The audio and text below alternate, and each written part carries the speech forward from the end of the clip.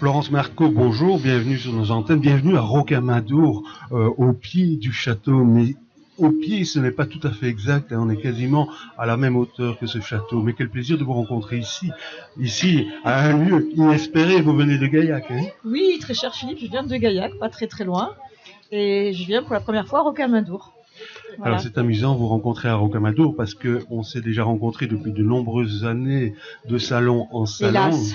Et nous n'avons jamais eu l'occasion, on ne relève pas, jamais eu l'occasion ou l'opportunité de vous interviewer. Et il était temps, parce que vous avez une écriture qui fait pâlir les plus célèbres personnes. Vous ne faites pas que ça, vous dessinez aussi, non? Non, je ne dessine pas, je ne sais pas, à part la tête à Toto, je ne sais pas dessiner.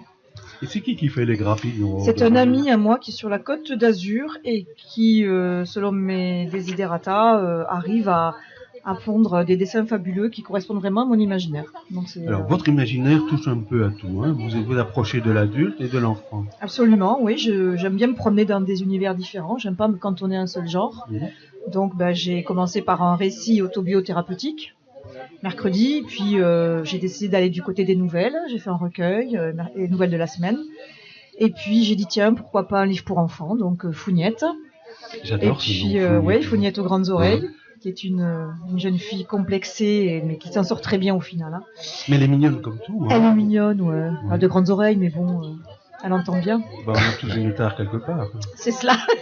Grandes oreilles et grand cœur. Donc c'est un important. peu... voilà. C'est important. Et on parle de quoi dans ce livre? Dans Founiette?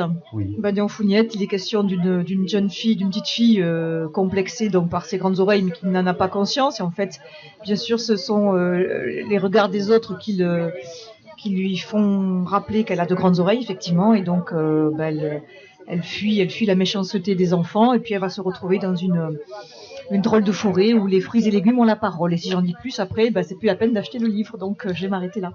Mais je vais revenir justement au départ de ce livre, où vous parlez justement le regard des autres, mais ce regard est interpellant. Ça veut dire quoi? Que les autres sont méchants pour cacher leurs propres défauts? Certainement, et puis on a tous été des enfants... complexés, plus ou moins, et on sait de quoi sont capables les enfants d'un certain âge. Donc voilà, et puis on se construit aussi sur la base de ces complexes, donc ça peut être une force, et c'est ce que j'ai voulu montrer dans ce livre.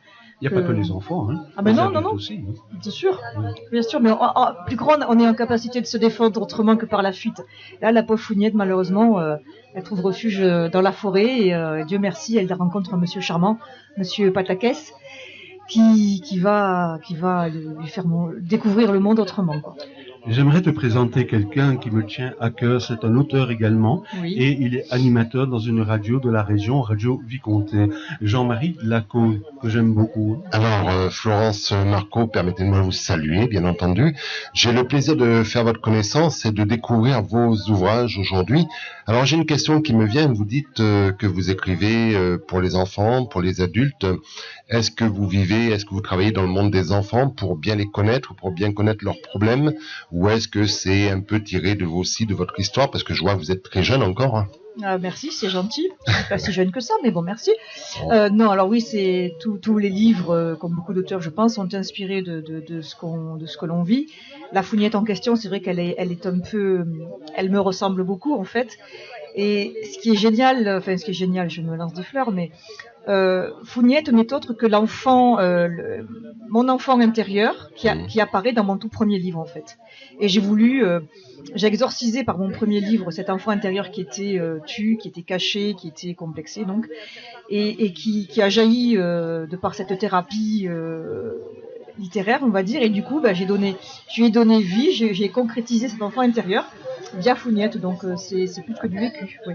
D'accord, et alors quand vous rencontrez les jeunes lecteurs, vous avez certainement des retours, et quelle réponse à la lecture de votre livre ils peuvent vous faire?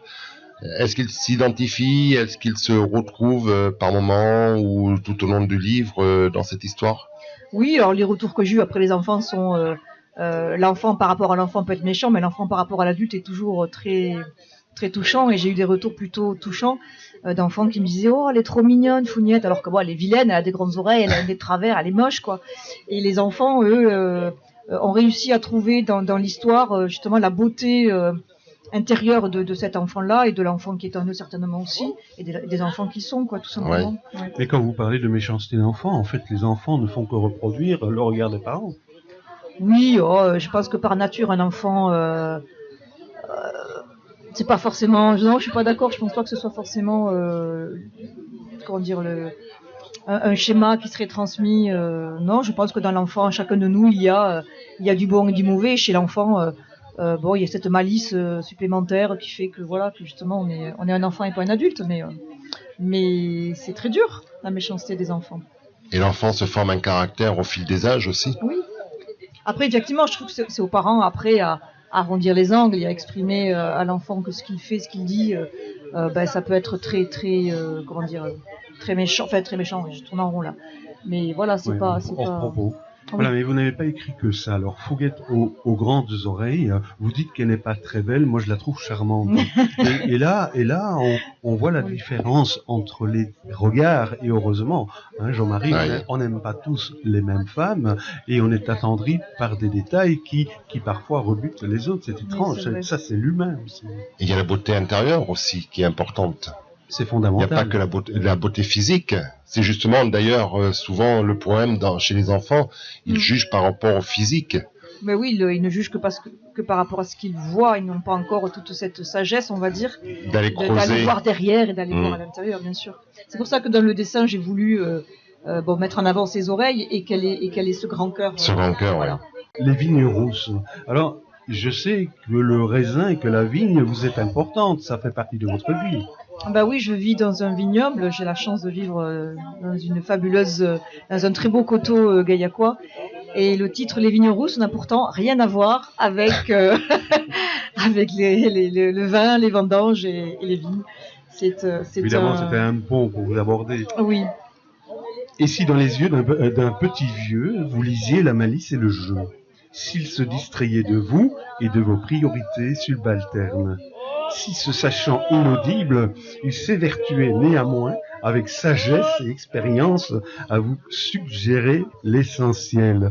Ah, moi j'adore quand il y a plein de S pour la prononciation en radio, c'est assez casse-figure. Hein.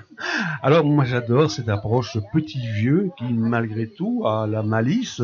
Une malice, ça veut dire aussi regard incisif, direct et qui joue de vous, mais qui vous apporte de sacrées leçons. Oui, et puis c'est enfin l'heure où l'on peut s'autoriser certaines choses sans avoir peur du regard de l'autre. Assumer le fait que d'être ce qu'on est et puis de ne pas avoir peur du ridicule. Voilà, et de se dire que c'est pas parce qu'on est vieux, entre guillemets, parce qu'on démarre la vieillesse après tout, on peut se poser la question. Voilà, on est encore vivant, quoi. Et je dis qu'il y a une vie après la vie. Et j'ose l'espérer parce que je me projette petite vieille et j'espère bien être l'une de mes héroïnes, ressembler à l'une d'entre elles, voilà. Oui, mais c'est-à-dire très malicieuse, très vivante, très dynamique. La vieillesse, ça se passe dans la tête en général. Ouais, il paraît. Il paraît, je sais pas, je suis encore trop jeune, on m'a dit, alors je peux pas trop en parler, mais et vous, qu'en pensez-vous? Philippe, il a bloqué la pendule à 25 ans, donc ça va être difficile pour lui de donner son avis. C'est vrai que c'est très jeune. Mais vous abordez, des problèmes de société, parce que vous parlez ici que les anciens ne se rappellent à leurs bons souvenirs en leur qualité de consommateurs. Et c'est vrai, puisque vous parliez de vieillesse, c'est vrai qu'on a quelques années de route derrière nous, et c'est effrayant de voir ce qui s'est déroulé en 20 ans. Oui, évidemment, c'est du bonheur, parce qu'on a tout à la portée de la main, mais quel gaspillage! Complètement, oui. Oui, c'est vrai que... Bon, enfin, vous en parleriez mieux que moi de cette route. Moi, en tout cas, ce que j'ai voulu montrer dans ce livre, c'est que je veux pas aborder la vieillesse comme une fatalité. Pour moi, c'est une chance, au contraire, de pouvoir vieillir, de pouvoir justement regarder derrière soi, mais devant aussi. Voilà, pour moi, c'est pas la fin de la route. C'est une autre route c'est un autre chemin à prendre. Donc, c'est comme ça que je l'envisage. Et c'est ce que j'ai voulu montrer à travers ces trois personnages très dynamiques, très différents, assez réalistes quand même, puisque je suis inspirée de choses que je vois autour de moi. Ouais. Et voilà, mais des personnes qui sont pleines de vie, malgré la Mais maladie, justement, malgré plein de choses, quoi. Justement, je vais peut-être rebondir sur ce que vous dites. J'avais rencontré un soignant qui m'expliquait que la vieillesse se prépare et que malheureusement, aujourd'hui, il semblerait que les gens se préparent de moins en moins à la vieillesse. Bah, c'est bien dommage parce que moi je me prépare dès à présent, donc ma philosophie à moi, ça là, c'est de l'envisager en amont justement et pas attendre que ça nous tombe dessus et que voilà. Pourtant j'ai moi aussi une maladie avec laquelle je vis, une maladie bon, incurable, mais avec laquelle je vis très bien. Mais pour autant je me projette pas grabataire, dépendante. Justement, j'envisage les choses autrement. Et c'est ce que j'ai aussi voulu montrer là, c'est qu'on peut aborder cette vieillesse, ce troisième âge ou ce quatrième âge, parce que c'est vrai qu'on vieillit de plus en plus, on va de plus en plus loin dans l'âge. Voilà, que ça peut être autrement, mais à condition de s'y préparer et puis de pas être morose et de pas être, comment dire, nostalgique d'une jeunesse. Voilà, ce qui est vécu est vécu. On a été voilà. voilà. Mais par contre, je dis aussi qu'on peut être et avoir été. Voilà. Oui. C'est... Alors, est-ce que c'est une force, vous parliez de votre maladie incurable, est-ce que c'est une force aussi qu'on retrouve souvent chez les personnes qui sont atteintes d'une grande maladie, qui ont un mental d'acier, qui voient la vie autrement et qui ne voient plus en fin de compte la maladie, qui l'effacent, qui la rayent de leur corps, tout simplement pour pouvoir vivre normalement et se construire une nouvelle vie justement. Oui, je crois que c'est moi ma maladie, elle me rend forte, et parce que bon, en plus je suis quelqu'un qui aime bien relever des défis, et là c'est un sacré défi, donc je le relève. Mais c'est vrai qu'il y a des jours où on aurait, je peux comprendre qu'il y ait des personnes malades qui se laissent attirer, happer par le fond. Voilà, moi j'ai pris le contre-pied, je préfère aller de l'avant et me dire que peut-être c'est une chance cette maladie, parce que j'ai des choses que je fais que je n'aurais peut-être pas fait s'il m'était pas tombé ça sur la tête. Oui, alors, voilà, donc. Pardon, j'ai envie de poser une question. Est-ce que l'écriture pour vous est une thérapie aussi? Ah oui, complètement. C'est complètement une thérapie. J'ai commencé à écrire comme ça. D'ailleurs, mon premier livre, c'était un récit de vie, mais j'ai pas voulu l'appeler comme ça parce que je ne m'épanche pas sur ma vie.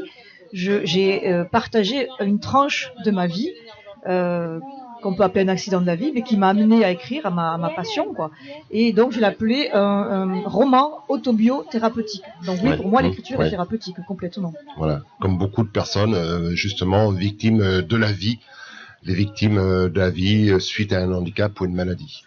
Oui, en général, le problème de société que l'on projette à travers la plume et qui est finalement un grand médecin, et c'est important de le dire, ça demande aussi du courage pour écrire, parce que écrire un livre, ça se fait pas en 4 cuillères à peau, ça demande de l'effort et donc parfois de passer au-dessus de la maladie. Facile de le dire, pas facile de le faire. Absolument, parce que il y a des maladies qui vous poussent à la révolte, la douleur. Oui, ou qui usent le corps, et l'esprit. Et la famille. Parce qu'on parle souvent des patients et pas nécessairement de ceux qui entourent, qui ont beaucoup de choses à porter. Mais Florence Marco, vous êtes assez prolixe en écriture, hein. Vous avez combien de livres à votre actif? J'ai 5 livres à mon actif et un autre en préparation qui là aussi est un défi puisque c'est un roman érotique que je suis en train de terminer. Florence, vous parliez d'un livre érotique en préparation. Oui. Alors quel jeu de mots, évidemment. Oui. Vous me coupez la chic. L'érotisme écrit par une femme, est-ce que cette écriture ne sublime pas justement cet acte sensuel et dévie l'acte pornographique qui est pour nos sociétés quelque chose de sale? Ah, écoutez, je ne sais pas. En tout cas, je trouve que l'exercice est fort difficile.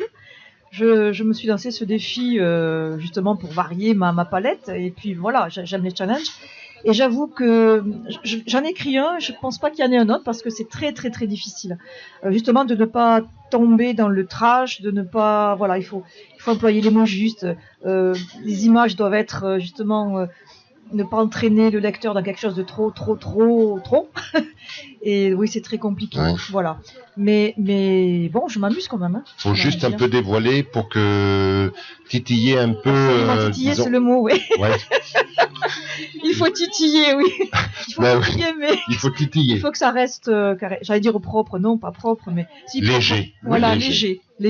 C'est la absolument. différence entre la vulgarité et Tout à fait. le bien parler, quelque part. C'est Voilà. un peu ça, non? Oui, oui, tout à fait. Donc l'exercice est quand même assez difficile parce que certains mots peuvent, selon comment on les tourne, et c'est ce qui est beau dans la langue française, c'est que ils peuvent dire plein de choses, insinuer. Ça peut être ambigu. Ça peut être très ambigu. Voilà. Alors on peut en jouer, mais il faut savoir doser. C'est là où c'est difficile. J'imagine que ça va pas être évident du tout. Voilà. Hein. Mais je vous l'offrirai ce livre, Philippe. Ah mais volontiers, mais je l'attends avec impatience. Et c'est noté. Je regarderai dans la boîte aux lettres tous les Pas de matins. souci. Il va suivre les sorties littéraires de près, je pense. Tout à fait. Alors, comment vous est venue cette idée, justement? Comment est venue cette idée? En fait, dans chacun de mes livres, il y a une partie un petit peu coquine, j'ai envie de dire. Dans chacun de mes livres, une petite, ça me caractérise aussi. Hein, Ouais. j'ai ce côté un petit peu coquinette. Et du coup, j'ai dit tiens, pourquoi pas faire carrément un livre érotique. Voilà, ça me titillait, j'allais dire aussi, vous voyez, Oui. depuis un moment. Et puis j'ai rencontré une auteure, Marie Godard, que j'aime beaucoup. Et le hasard n'étant pas un hasard, j'ai discuté avec elle et effectivement, elle m'a encouragée à poursuivre sur cette voie-là. Voilà, donc c'est un petit challenge que je me suis lancé, quoi. Voilà. Mais c'est un challenge, pas un effet de mode, parce qu'il fut. Ah non, pas du tout, parce que j'ai eu l'idée de d'écrire bien avant que ne sorte, voyez-vous, le livre dans 50 nuances degrés. Oui. Voilà, quand ce livre est sorti, j'étais dans l'idée d'en faire un déjà. Dès là, je me suis dit bon, peut-être que finalement voilà. Et comme je traîne parce que j'ai des tas de projets en cours aussi, du coup, ce livre sortira après l'effet de mode certainement. Voilà. Alors, Jean-Marie, je voulais souligner que Florence a une spécialité. Oui.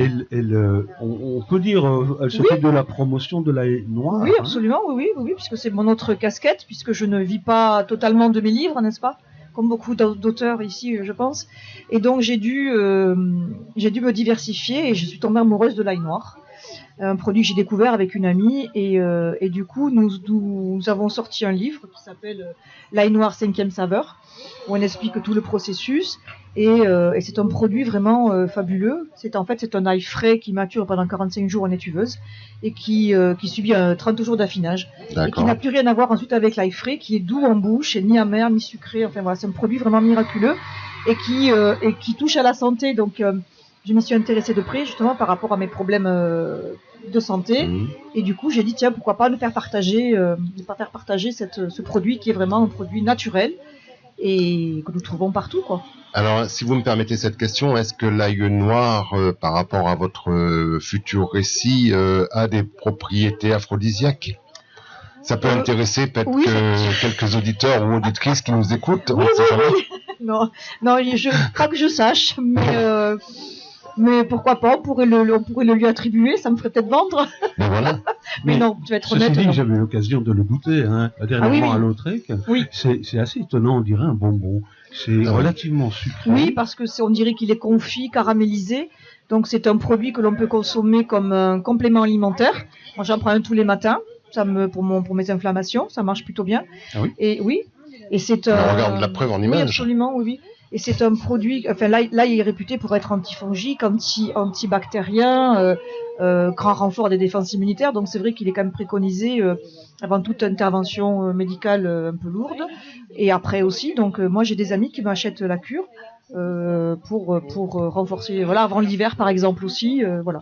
Donc moi j'y crois parce que c'est un produit naturel et il a fait ses preuves déjà en tant qu'ail frais. L'ail blanc est déjà réputé pour, on l'appelle bien l'herbe aux 7 vertus. Et donc l'ail noir, du fait de sa maturation, conserve ses propriétés médicinales, mais elles sont démultipliées. Donc imaginez un petit peu ce que ça peut faire sur notre santé. Sans les inconvénients de l'ail. Et sans les inconvénients, il n'y a aucun effet secondaire. Voilà, on peut en consommer jusqu'à 4 par jour. 4 gousses par jour. Les seuls effets indésirables, c'est que vous allez peut-être aller souvent aux toilettes, mais bon, à la limite, vous diminuez la dose, tout simplement. Voilà. Qui est dit. Alors, Florence Marco, Les Vignes Rousses, ça c'est votre dernier ouvrage. Oui. La maison d'édition, c'est laquelle? Parce que je ne la vois pas d'ici. La maison d'édition, c'est V2V Édition, pour celui-ci. Je ne connais pas.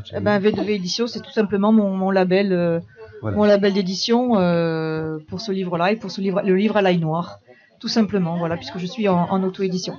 Alors, Founiette aux grandes oreilles, moi j'adore ce dessin, non, je le souligne, hein, vous la trouvez laide, je la trouve mignonne comme un cœur. Alors, le crayonné, on peut nommer, vous l'avez dit tout à l'heure, le dessinateur ou la dessinatrice. Oui, la dessinatrice, c'est Barbara Catran, c'est une jeune fille qui a fait des beaux-arts à Monaco. Et c'est la fille d'un ami, donc j'ai eu la chance de tomber sur son coup de crayon qui m'a vraiment interpellée et qui correspond tout à fait à la Founiette que j'avais dans ma tête. D'accord. Alors, ce livre, on l'a pas précisé, s'adresse à des enfants de quel âge De 5 à 99 ans. Voilà. Voilà, puisque On est toujours des grands enfants. Puisque je pars du principe que nous sommes tous des grands enfants et que j'entretiens l'enfant intérieur qui est en chacun de nous, notamment le mien. Et donc Voilà. Eh bien, ce sera le mot de la fin. Je vous remercie. Merci Philippe. Infiniment d'avoir inauguré cette série d'interviews au lever du lit, tôt le matin.